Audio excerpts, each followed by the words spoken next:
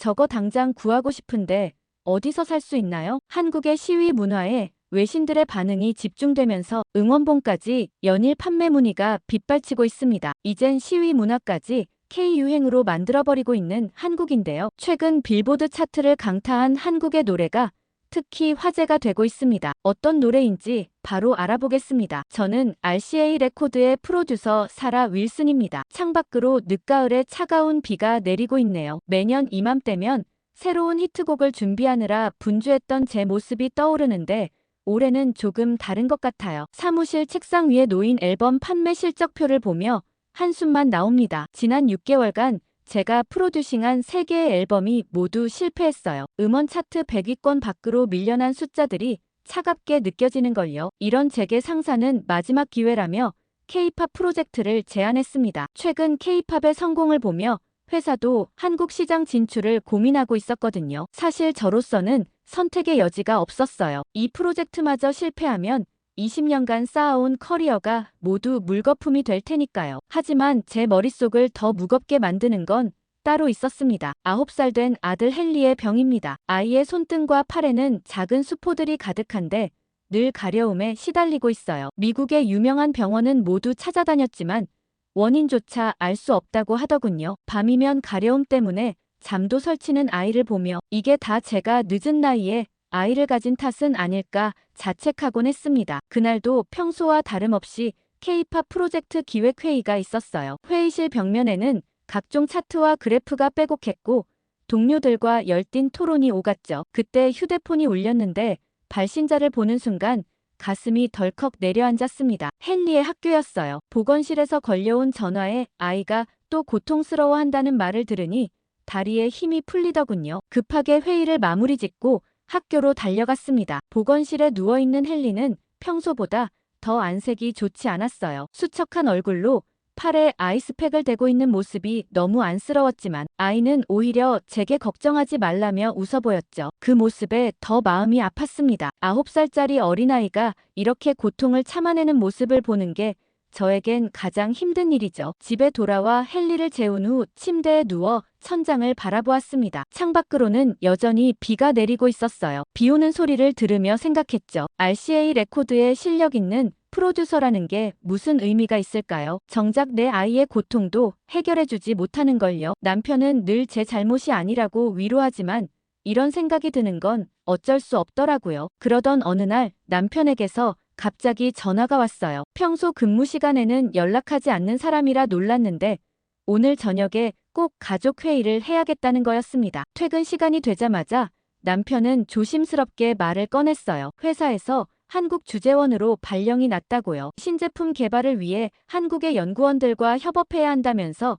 이번 기회가 승진에도 도움이 될 거라고 했습니다. 순간 머리가 하얘졌어요. 지금 한창 K-팝 프로젝트로 바쁜데 이게 무슨 일이란 말인가요? 게다가 헨리의 학교 문제도 있었죠. 미국에서도 치료가 안 되는 피부병을 안고 낯선 나라에 간다는 게 겁이 났어요. RCA에서의 커리어도 걸려있는데 말이죠. 하지만 그날 밤 잠을 이루지 못하고 헨리의 방을 들여다보았어요. 달빛 아래 잠든 아이의 얼굴이 평화로워 보였지만 극적거리는 손가락을 보니 마음이 아팠습니다. 게다가 남편의 주재원 발령은 기본 2년이라고 했는데 당장 RCA 레코드에서 맡은 K-팝 프로젝트는 어떻게 해야 할지 막막했습니다. 하는 수 없이 처음에는 남편만 보내고 저와 헨리는 미국에 남으려 했어요. 하지만 이런 제 생각을 180도 뒤바뀌어 놓을 사건이 하나 생겼어요. 남편은 어느 날 지난 주재원 가족들과 저녁 식사를 하자고 했죠. 가을비가 내리는 저녁 로스앤젤레스 한 레스토랑에서 만난 전임자 부부는 제 예상과는 전혀 달랐어요. 특히 전임자의 아내 레베카는 한국에 대한 이야기로 눈을 반짝이며 시작했죠. 저는 그저 형식적인 만남이라 생각했는데 레베카가 들려준 이야기는 제 마음을 흔들어 놓기에 충분했습니다. 레베카의 아이도 원래 잔병 치레가 많았다고 해요. 감기도 자주 걸리고 알레르기도 심했대요. 처음 한국으로 발령받았을 때는 저처럼 걱정이 많았다고 합니다. 한국 같은 나라에서 아이를 어떻게 키워야 하나 하고요. 그런데 신기하게도 한국에 가서는 병원 신세를 거의 지지 않았다는 거예요. 오히려 키도 훌쩍 크고 건강해졌다고 했습니다. 처음에는 반신반의했어요. 그저 저를 안심시키려고 하는 말처럼 들렸거든요. 하지만 레베카는 구체적인 경험을 하나하나 들려주었습니다. 한국의 의료 시스템이 얼마나 체계적인지, 미국의 대형 병원 수준의 의료 서비스를 훨씬 저렴한 비용으로 받을 수 있다고 했어요. 게다가 한의학의 효험에 대해 얘기하며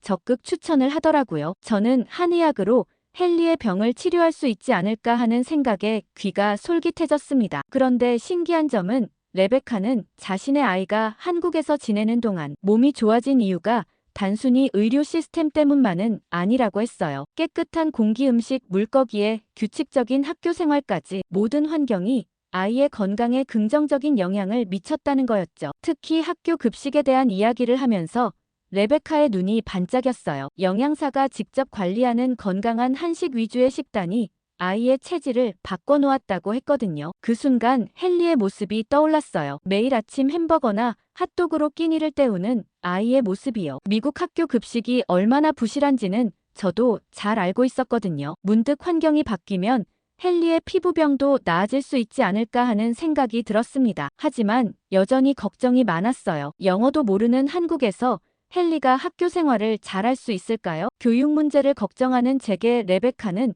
의외의 조언을 해주었습니다. 처음엔 당연히 국제학교를 보내려고 했는데 오히려 그게 실수였다는 거예요. 한국 학교의 수준이 굉장히 높고 특히 영어 교육이 뛰어나서 오히려 현지 학교를 다니는 게 좋을 거라고 했습니다. 레베카의 말에 따르면 한국은 상위권 학생들이 교사가 되는 시스템이라 교육의 질이 매우 높대요. 게다가 한국 아이들의 영어 실력이 뛰어나서 의사소통에는 전혀 문제가 없을 거라고 했죠. 방과 후 수업도 다양해서 아이들의 재능을 키우기에 좋다고 했습니다. 집으로 돌아오는 차 안에서 레베카의 이야기가 계속 머릿속을 맴돌았어요. 평소 꼼꼼한 성격으로 유명한 레베카가 이렇게까지 한국을 칭찬하는 게 신기했거든요. 혹시 남편이 레베카를 섭외한 건 아닐까 하는 의심도 들었죠. 집에 와서 바로 인터넷 검색을 시작했어요. 한국의 교육 시스템, 의료 체계, 그리고 외국인들의 생활기까지 꼼꼼하게 찾아보았습니다. 찾아볼수록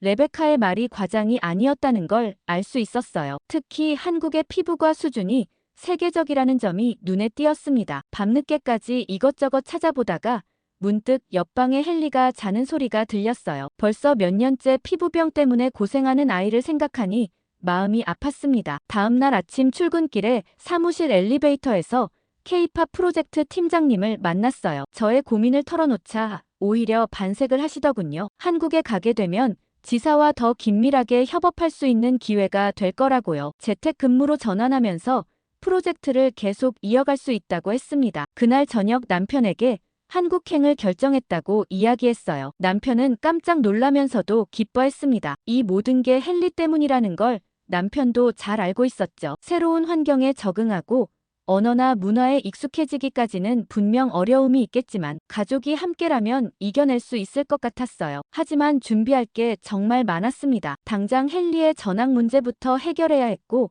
비자 발급도 서둘러야 했어요. 하지만 이상하게도 마음은 한결 가벼워지더라고요. 어쩌면 이번 선택이 우리 가족에게 새로운 기회가 될지도 모른다는 희망이 생겼거든요. 한국행을 결정하고 나서 가장 먼저 한 일은 헨리의 주치의를 만나는 것이었어요. 3년 넘게 우리를 봐온 스미스 박사는 제 말을 듣자마자 고개를 저었습니다. 지금 진행 중인 치료를 중단하면 상태가 더 나빠질 수도 있다고 했어요. 게다가 환경이 바뀌면 스트레스로 증상이 악화될 수 있다며 극구 말렸죠. 미국에서도 안 되는 걸 한국에 가서 어떻게 치료하겠냐며 제 선택이 나쁜 선택이라고 했어요. 하지만 이상하게도 마음이 흔들리지 않았어요. 창밖으로 보이는 병원 주차장에 늘어선 차들이 왜인지 더 답답하게 느껴졌습니다. 3년 동안 이 주차장을 수없이 들락거렸지만 헨리의 상태는 조금도 나아지지 않았거든요. 오히려 악화되기만 했죠. 그렇게 한국행이 일주일 앞으로 다가왔을 때 뜻밖의 전화를 받았어요. 레베카였죠. 한국의 유명한 피부과 교수님을 소개해주고 싶다고 했어요. 자신이 한국에 있을 때 아이의 아토피로 상담받았던 분이라고 했죠. 통화하면서 알게 된 건데 그분이 최근 피부 면역 질환에 대한 새로운 치료법을 개발하셨다고 해요. 마지막으로 짐을 정리하던 날 헨리의 방에서 오래된 앨범을 발견했어요. 갓 태어난 아이를 안고 찍은 사진부터 첫 돌 사진, 유치원 입학식 사진까지 시간이 참 빠르다는 생각이 들었죠. 그리고 문득 깨달았어요. 이번 결정 새로운 희망을 찾아 떠나는 여정이라는 걸요. 인천행 비행기 티켓을 예약하면서도 여전히 두려움이 있었어요. 하지만 이제는 설렘도 함께 했습니다. 어쩌면 이 선택이 우리 가족에게 최선의 결정일지도 모른다는 희망 같은 것이 생겼거든요. 한국에 도착한 지 이틀째 되던 날이었어요. 이사 날짜가 맞지 않아 2달간은 호텔에서 지내야 했죠. 그때 호텔방에서 짐을 정리하고 있는데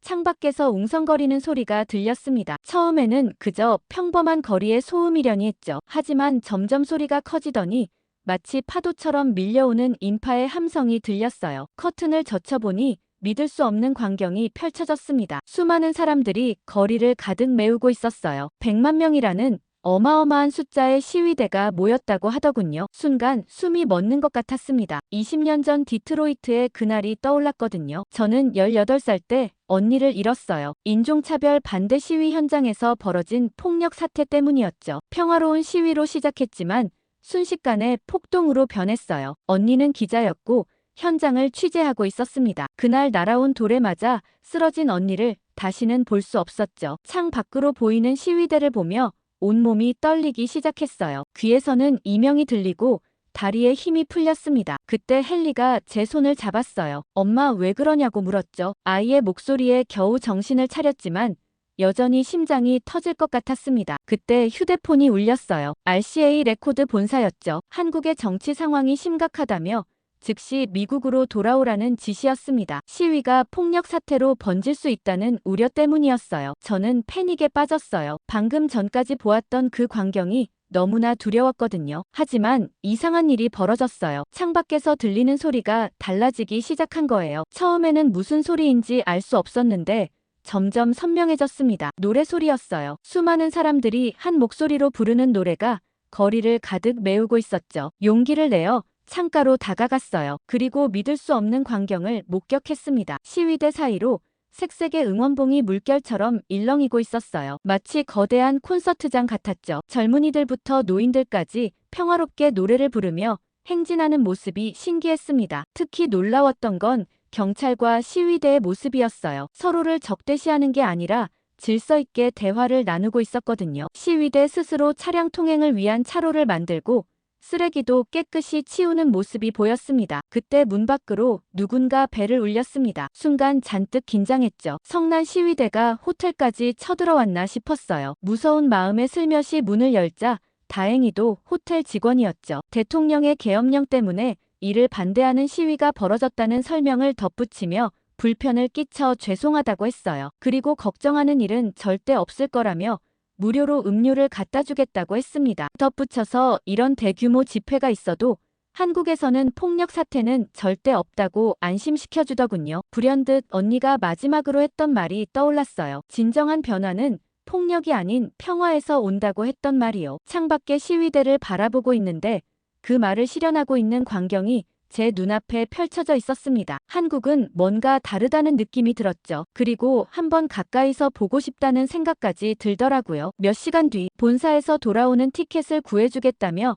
또다시 전화가 왔지만 이번에는 달랐어요. 이곳에 남기로 결심했다고 전했죠. 오히려 이 특별한 순간을 기록하고 싶다고 했습니다. 본사에서는 이해할 수 없다는 태도였고 처음에는 제 고집을 이해하지 못하는 듯 했지만 제가 선택하는 것이니 존중해주겠다고 했습니다. 하지만 위험하면 언제든지 연락해서 도움을 요청하라고 했죠. 시위를 가까이서 보고 싶어 호텔 로비로 내려가 보니 이미 많은 외국인들이 모여 있었습니다. 모두들 휴대폰으로 이 특별한 순간을 담고 있었어요. 그중 한 할머니는 40년 전 독일 베를린 장벽이 무너지던 날이 생각난다고 하셨죠. 평화로운 혁명의 순간을 다시 한번 목격하고 있다고요. 제 휴대폰은 계속해서 울렸어요. 이번에는 걱정하는 친구들과 가족들의 연락이었습니다. 하지만 더 이상 두렵지 않았어요. 이 도시에서 무언가 특별한 일이 일어나고 있다는 걸 느낄 수 있었거든요. 그리고 우리 가족이 그 순간을 함께하고 있다는 사실이 오히려 자랑스럽게 느껴졌습니다. 용기를 내어 호텔을 나섰습니다. 헨리의 손을 꼭 잡은 채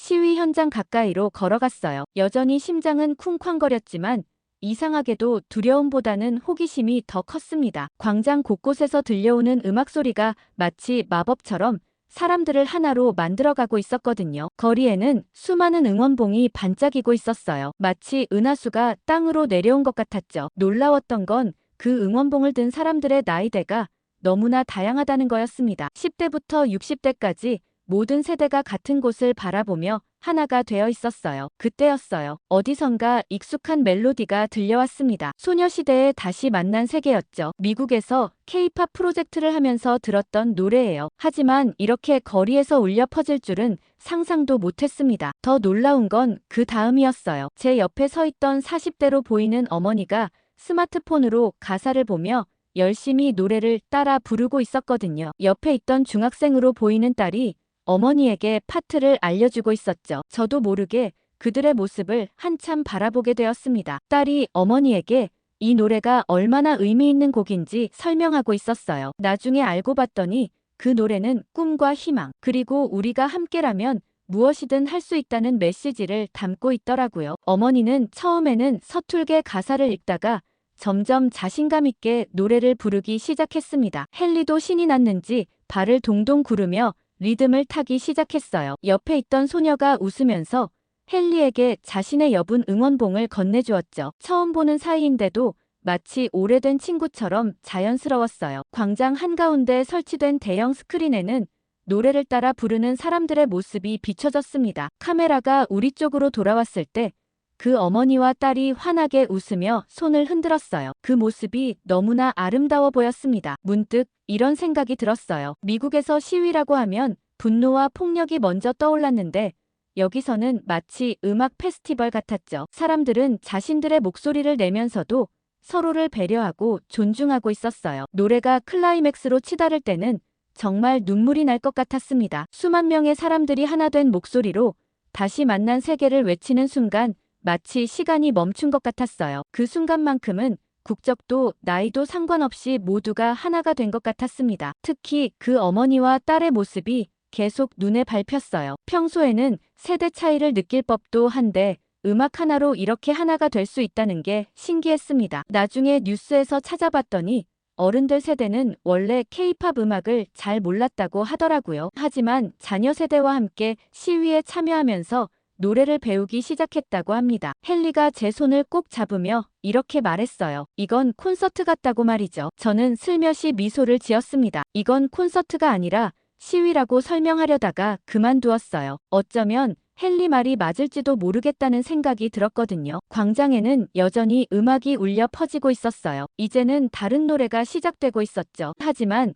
저의 마음속에는 여전히 그 어머니와 딸이 함께 부르던 다시 만난 세계의 선율이 맴돌고 있었습니다. 처음엔 이런 난리통에 헨리 학교를 어떻게 보내나 걱정했는데 놀랍게도 한국에서의 일상생활은 계속 이어지고 있었어요. 평화 시위 때문이었죠. 처음 등교하는 날 아침 헨리의 얼굴에는 긴장감이 가득했습니다. 저도 불안했죠. 하지만 교문 앞에서 우리를 맞이한 선생님의 환한 미소에 마음이 한결 가벼워졌어요. 교실에 들어선 헨리를 친구들이 반갑게 맞아주었습니다. 특히 놀라웠던 건 아이들의 영어 실력이었어요. 담임 선생님의 소개가 끝나자마자 여러 아이들이 유창한 영어로 헨리에게 말을 걸었죠. 멀리서 지켜보던 제 마음도 놓였습니다. 헨리는 첫 급식 시간이 가장 기억에 남는다고 했어요. 미국에서는 늘 햄버거나 핫도그 같은 패스트푸드만 먹던 헨리가 처음으로 한국 급식을 마주했거든요. 식판에 가지런히 담긴 된장국, 생선구이, 나물 반찬들을 보며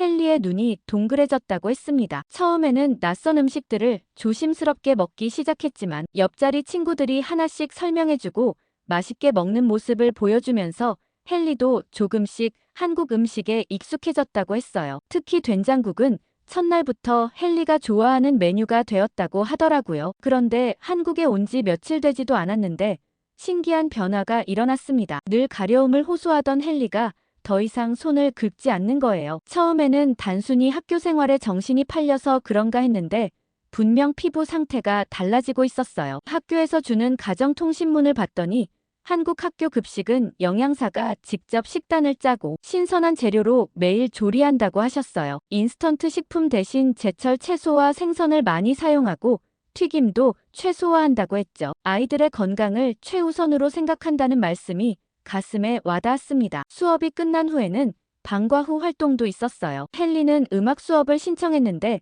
시위 현장에서 들었던 K-팝을 배우고 싶다고 했죠. 덕분에 자연스럽게 한국어도 늘어갔어요. 헨리가 등교하고 3일 정도 지났을 무렵 담임 선생님께서 연락을 주셨어요. 헨리가 급식을 남기지 않고 잘 먹는다는 소식과 함께 아이의 안색이 많이 좋아졌다고 하셨죠. 실제로 헨리의 피부는 눈에 띄게 호전되고 있었어요. 붉은 반점도 줄어들고 건조했던 피부도 한결 부드러워졌습니다. 등하교 시간도 규칙적이어서 생활 리듬이 잡혀가고 있었어요. 미국에서는 매일 아침 학교에 데려다주고 데리러 가야 했는데 이제는 헨리가 혼자서도 등하교를 잘하더군요. 덕분에 저도 재택근무에 더 집중할 수 있게 되었습니다. 특히 기뻤던 건 헨리가 친구들과 어울리는 모습이었어요. 처음에는 언어 때문에 걱정했는데 음악이라는 공통분모가 아이들을 하나로 만들어주었죠. 급식 시간에는 서로의 음식을 나누어 먹으며 이야기꽃을 피웠고 쉬는 시간에는 좋아하는 K-팝 노래를 함께 부른다고 했죠. 그러던 어느 날 아침에 일어난 헨리가 제게 달려와서는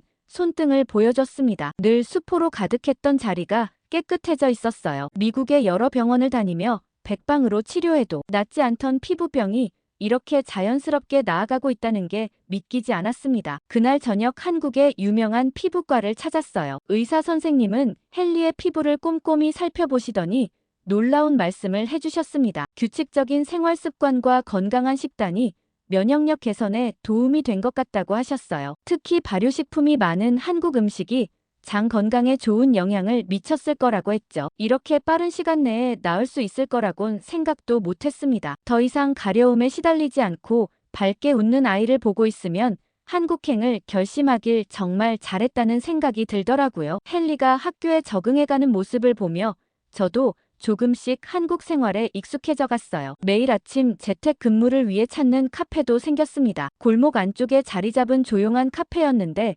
창가 자리에서 일하는 걸 특히 좋아했어요. 그날도 여느 때처럼 노트북을 펴고 일을 하고 있었습니다. 창밖으로는 눈이 내리고 있었어요. 문득 20년 전 디트로이트의 그날이 떠올랐죠. 눈이 내리던 그날 언니를 잃었다는 소식을 들었거든요. 갑자기 낯선 음악이 들려왔어요. 처음 들어보는 멜로디였지만 왠지 모르게 가슴 한켠이 시려왔습니다. 노래 속 남자의 목소리는 깊이 있으면서도 따뜻했어요. 가사는 알아들을 수 없었지만 그 안에 담긴 그리움이 고스란히 전해져 왔죠. 손이 멈췄어요. 더 이상 키보드를 칠 수가 없었습니다. 그저 그 노래에 귀를 기울이고 있었죠. 문득 언니가 좋아하던 밥 딜런의 노래가 떠올랐어요. 언니는 늘 이런 감성적인 포크송을 즐겨 들었거든요. 노래가 끝나자 저도 모르게 카운터로 향했습니다. 방금 그 노래가 무엇이냐고 물어보니 나훈아의 고향역이라고 하더군요. 바리스타는 제 표정을 보더니 흔쾌히 노래를 다시 틀어주었어요. 이번에는 스마트폰으로 가사를 검색해 보았습니다. 서툰 번역이었지만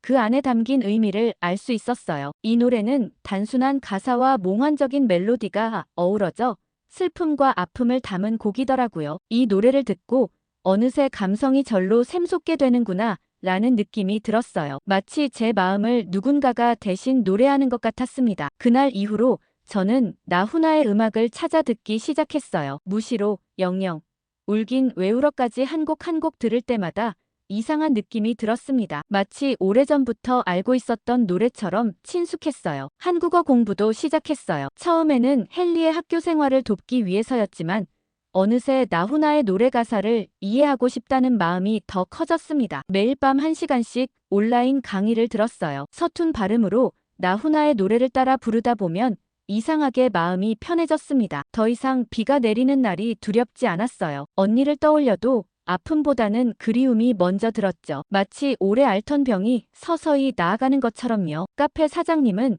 제가 왜 나훈아의 노래에 그토록 매료되었는지 설명해 주었어요. 한국의 포크송이 지닌 특별한 치유력이라고 했죠. 아픔을 직설적으로 표현하지 않고 은유적으로 승화시키는 힘이 있다고요. 어느 날은 카페 사장님이 나훈아의 콘서트 실황 영상을 틀어주었어요. 수만 명의 관객이 하나 되어 노래를 부르는 모습에서 또 다른 감동을 받았습니다. 그제야 알 수 있었어요. 왜 시위 현장에서 음악이 그토록 큰 힘을 발휘했는지를. 매일 아침 나훈아의 노래를 들으며 시작하던 평화로운 일상이 깨진 건 갑자기 걸려온 본사의 전화 때문이었어요. 한국의 정치 상황이 심각하다며 프로젝트 중단을 검토하고 있다는 내용이었습니다. 시위가 장기화되면서 투자자들이 불안해하고 있다고 했어요. 화상회의실에는 무거운 침묵이 흘렀습니다. 투자자들은 한국의 상황이 통제 불능으로 치닫고 있다고 우려했어요. 저는 필사적으로 설명했습니다. 한국의 시위는 오히려 문화적인 축제에 가깝다고요. 폭력 사태 한 번 없이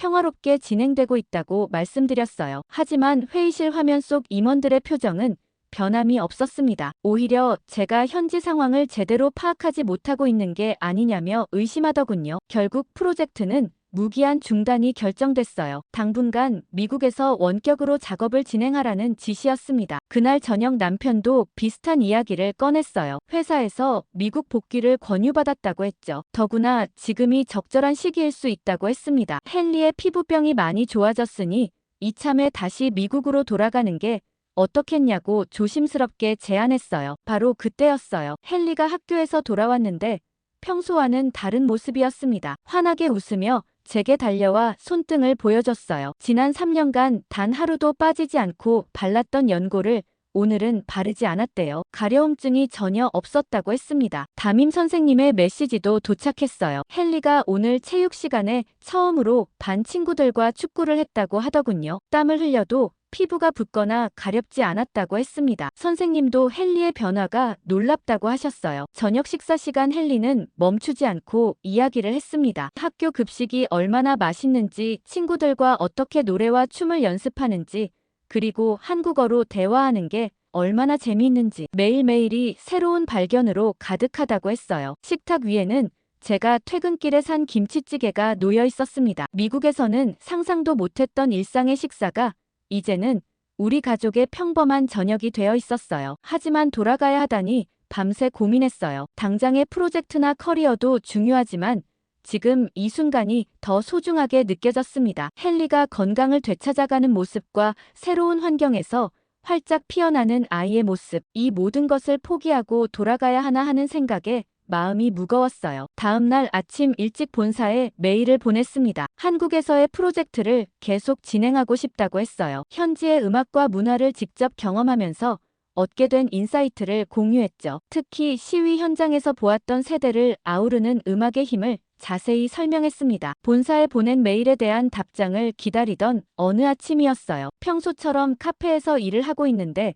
옆자리의 외국인 관광객들이 휴대폰을 보며 웅성거리기 시작했습니다. CNN이 한국의 시위 현장을 특집으로 다루고 있었어요. 화면 속 광장은 제가 알고 있던 그대로였습니다. LED 응원봉의 물결 평화로운 행진 그리고 음악과 함께 하나 되는 사람들의 모습까지. 특히 놀라웠던 건 시위 현장에서 불리는 K-팝 노래들이 주목받고 있다는 거였어요. 소셜미디어에는 시위 현장의 영상이 연이어 올라오고 있었습니다. 특히 소녀시대의 다시 만난 세계를 수만 명이 합창하는 장면은 전 세계인들의 마음을 사로잡았어요. 평화 시위의 새로운 표본이라는 찬사가 쏟아졌죠. 그날 오후 본사에서 긴급 화상회의가 소집됐어요. 분위기가 180도 달라져 있었습니다. 투자자들이 오히려 프로젝트 재개를 서두르자고 한다는 거였어요. 한국의 문화적 영향력이 더욱 커질 것이라는 판단 때문이었죠. 저는 그동안 준비해온 기획안을 하나씩 설명했습니다. 시위 현장에서 울려 퍼지는 음악들 세대를 아우르는 K-팝의 힘 그리고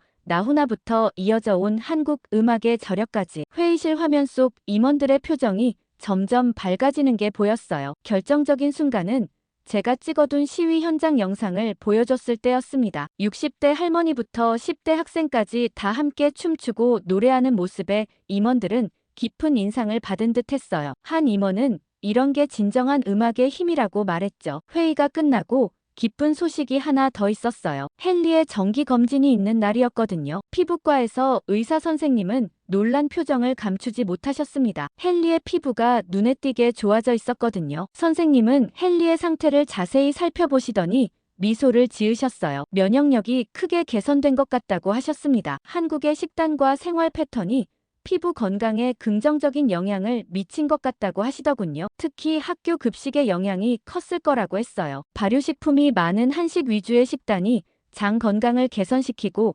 그게 피부 상태에도 좋은 영향을 미쳤다는 설명이었습니다. 완치까지도 기대해 볼 수 있을 것 같다고 하셨어요. 귀가하는 길에 헨리가 웃으며 말했어요. 이제는 매일 아침 연고를 바르지 않아도 된다고요. 그동안 늘 연고를 바르고 나서야 학교에 갈 수 있었는데 이제는 그럴 필요가 없어졌다고 좋아했습니다. 집에 도착하자마자 기쁜 소식이 하나 더 날아왔어요. 본사에서 보낸 이메일이었는데 프로젝트 규모를 오히려 확대하고 싶다는 내용이었습니다. 시위 현장에서 보여준 한국 음악의 영향력을 새롭게 평가하게 됐다면서요. 잠들기 전 스마트폰을 확인하니 시위 현장의 영상이 계속해서 공유되고 있었습니다. 세계 각국의 사람들이 한국의 평화로운 시위 문화에 찬사를 보내고 있었어요. 그들의 댓글 속에는 K-팝은 물론 한국의 모든 것에 대한 관심이 담겨 있었습니다. 노트북을 열어 새로운 기획안을 쓰기 시작했어요. 이제는 단순한 K-팝 프로젝트가 아닌 한국 음악의 진정한 가치를